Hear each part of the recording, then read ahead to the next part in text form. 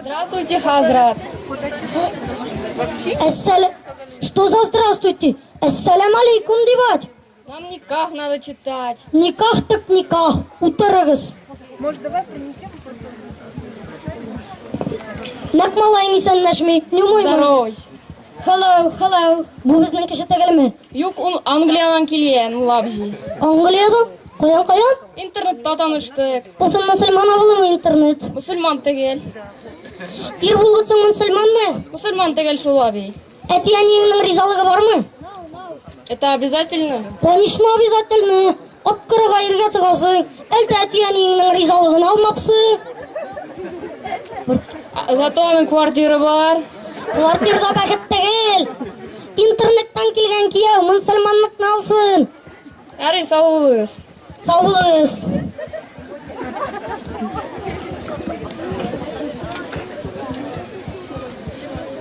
Yeah, wait.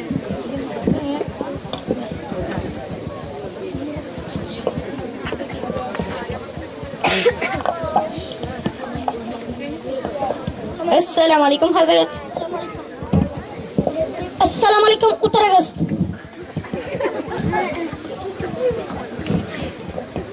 Etiyaniler rizalık var mı?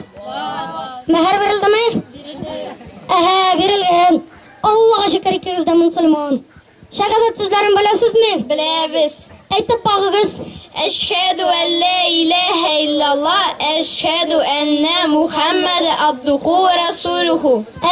Bilesiz. Allah'a şükür ikiniz de Müslüman. Peygamber etken. Nikah benim sünnetim. Sünnetimni tutmagan.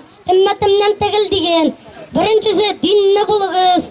İkincisi ata-analarınızı hürmet etiniz. Karakterler bizde yok.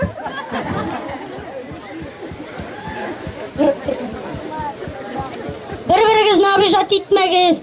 Allah degen bir-birine kiyim kebek bulunuz. Hazır nikah hutbasını okuyayım. Bismillahirrahmanirrahim. Elhamdülillah Rabbil alemin. Rahmanirrahim. La ilahe illallah. Hazır sıralar verem.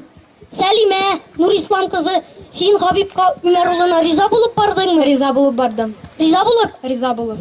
Hele sen Habib Ömeroğlu, sen Selime'ni, Nur İslam kızın riza bulup aldın mı? Риза болып. Riza bulup. Риза болып.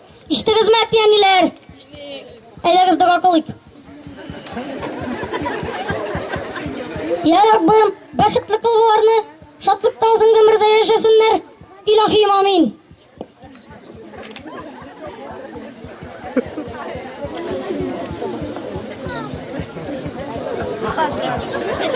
Eteyim sadakamı bir.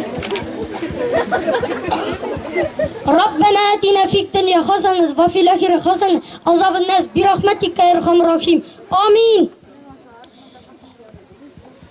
Habib hem Selime, siz Allah ve bende karşında çık ir bilen hatun. Молодец! Kutlamış ettiğiniler. Молодец. Bebek çayında da yaşarken unutmayız. Unutmayın. Рахмет. Sağ olunuz.